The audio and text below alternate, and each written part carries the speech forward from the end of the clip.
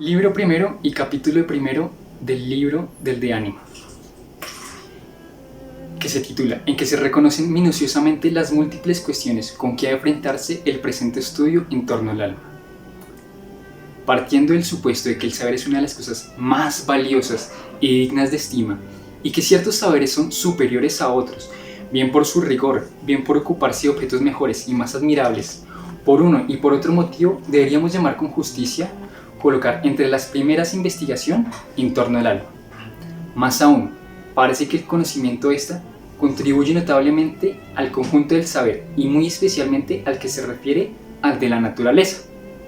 El alma es, en efecto, como el principio de los animales. Por nuestra parte, intentaremos contemplar y conocer su naturaleza, su entidad, así como muchas propiedades que la acompañan. De estas, las hay que parecen ser afecciones exclusivas del alma, mientras que otras parecen afectar además y en virtud de ella a los animales como tales. En cualquier caso, y desde todos los puntos de vista, resulta dificilísimo llegar a tener convicción alguna acerca de ella. Pues al ser esta investigación, me refiero a la investigación en torno a la entidad y la esencia, común también a otros muchos tratados, cabría pensar que existe un método único para todos y cada uno de aquellos objetos cuya entidad queremos conocer, como ocurre con la demostración en el caso de los accidentes propios. De manera que resultaría necesario investigar semejante método. Si por el contrario no existe un método único y común en torno a la esencia, entonces el empeño se hace más difícil todavía, puesto que será necesario determinar cuál es el modo de proceder adecuado para cada caso. Pero una vez aclarado esto, si se trata de demostración o de división o incluso de cualquier otro método, la cuestión da lugar aún a múltiples dificultades y extravíos en los que se refiere a cuáles son los principios que debe partir la investigación. Y es que los principios son distintos cuando los objetos son distintos, como ocurre con los números y las superficies.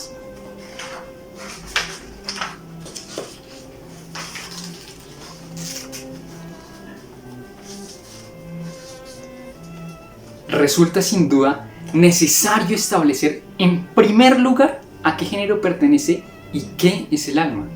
Quiero decir, si se trata de una realidad individual o de una entidad, o si, al contrario, es una cualidad, cantidad, incluso cualquier otra de las categorías que hemos distinguido. Y, en segundo lugar, si se encuentra entre las seres en potencia o más bien constituye una cierta entelequia.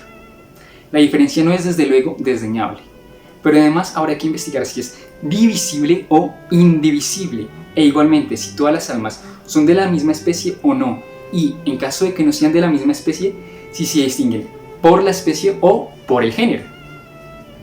Ocurre en efecto que cuantos actualmente tratan de la investigación acerca del alma parecen indagar exclusivamente el alma humana. Hay que tenerse cuidado, pues no vaya a pasarse por alto la cuestión de si su definición es única como la del animal o si es distinta para cada tipo de alma, por ejemplo, del caballo, del perro, del hombre, del dios, en cuyo caso el animal universalmente considerado no es nada o es algo posterior, igualmente por lo que se refiere a cualquier otro atributo que pueda predicársele en común. Más aún, si lo que hay son muchas partes del alma y no muchas almas, está el problema de si ha de investigarse primero el alma como totalidad o las partes. Por lo demás, es también difícil precisar cuáles de estas partes son, por naturaleza, diversas entre sí y si proceder a investigar primero las partes o sus actos. Por ejemplo, el inteligir o el intelecto, el percibir sensitivamente o la facultad sensitiva, e igualmente en los demás casos. Pero si se concede prioridad a los actos, surgiría nuevamente una dificultad si se han de estudiar sus objetos antes que ellos. Por ejemplo, lo sensible antes que la facultad sensitiva y lo inteligible antes que el intelecto.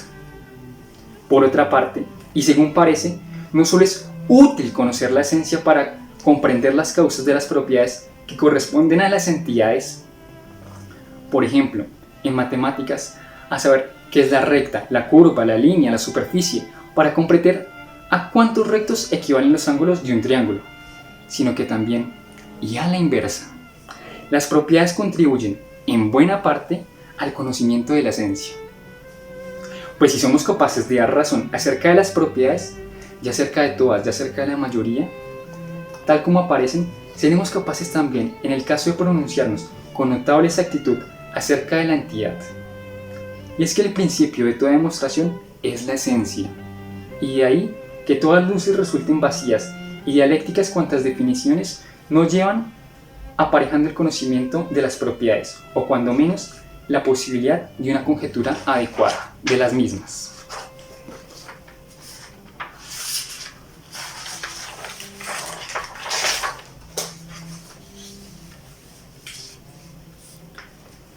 Las afecciones del alma, por su parte, presentan además de la dificultad de si todas ellas son también comunes al cuerpo que posee el alma, o si por el contrario hay alguna que sea exclusiva del alma misma. Captar esto es, desde luego, necesario, pero nada difícil. En la mayoría de los casos se puede observar cómo el alma no hace ni padece nada sin el cuerpo. Por ejemplo, encolerizarse, empalentonarse, apetecer, sentir en general. No obstante, el inteligir parece algo particularmente exclusivo de ella. Pero ni esto siquiera podrá tener lugar en el cuerpo si es que se trata de un cierto tipo de imaginación o de algo que no se dé sin la imaginación. Por tanto, si hay algún acto o afección del alma que sea exclusivo de ella, ella podrá a su vez existir separada. Pero si ninguno le pertenece con exclusividad, tampoco ella podrá estar separada, sino que le ocurrirá igual que la recta, a la que, en tanto que recta, corresponden muchas propiedades, como la de ser tangente a una esfera de bronce en un punto por más que la recta separada no pueda llevar a cabo contacto, y que es inseparable toda vez que siempre se da en un cuerpo. Del mismo modo parece que las afecciones del alma se dan con el cuerpo: valor, dulzura, miedo, compasión, osadía, así como la alegría, el amor y el odio. El cuerpo, desde luego, resulta afectado conjuntamente en todos estos casos. Lo pone de manifiesto el hecho de que unas veces no se produce ira ni terror, por más que concurran afecciones violentas y paralelas y palpables, mientras que otras veces se produce la conmoción bajo el influjo de afecciones pequeñas e imperceptibles. Por ejemplo, cuando el cuerpo se halla excitado en una situación semejante a cuando uno se encuentra encolerizado. Pero he aquí un caso más claro aún, cuando se experimentan las afecciones propias del que está aterrorizado sin que esté presente objeto terrorífico alguno. Por consiguiente, y esto es así, está claro que las afecciones son formas inherentes de la materia. De manera que las definiciones han de ser de este tipo. Encolerizarse es un movimiento de tal cuerpo o de tal parte o potencia producido por tal causa a tal fin, de donde resulta que corresponde al físico ocuparse del alma, bien de toda el alma, bien de esta clase de alma en concreto. Por otra parte, el físico y el dialéctico definirán de diferente manera cada una de estas afecciones. Por ejemplo, ¿qué es la ira? Uno hablará del deseo de venganza o algo por el estilo, mientras que otro hablará de la ebullición de la sangre o del elemento caliente alrededor del corazón. Uno daría en cuenta de la materia, mientras el otro daría cuenta de la forma específica y de la definición. Pues la definición es la forma específica de cada cosa, y su existencia implica que ha de darse necesariamente en tal tipo de materia. De esta manera, la definición de causa sería algo así como que es un refugio para impedir la destrucción producida por los vientos, los calores y las lluvias. El uno habla de piedras, ladrillos, maderas, mientras el otro habla de la forma específica que se da en estos, función de tales fines. ¿Cuál de ellos es entonces el físico? ¿El que habla de la materia ignorando la definición o el que habla solamente de la definición? Más bien el que lo hace a partir de lo uno y lo otro. ¿Qué pasa pues con cada uno de aquellos? ¿Que no hay nadie que se ocupe de las afecciones que son inseparables de la materia, abstrayéndolas de esta? Es más bien el físico quien se ocupa de todas aquellas afecciones y acciones que corresponden a tal tipo de cuerpo y a tal tipo de materia. En cuanto a aquellas afecciones que no son consideradas tales, su conocimiento corresponde a otros. De algunos se ocupa el artesano según los casos, por ejemplo, el carpintero o el médico.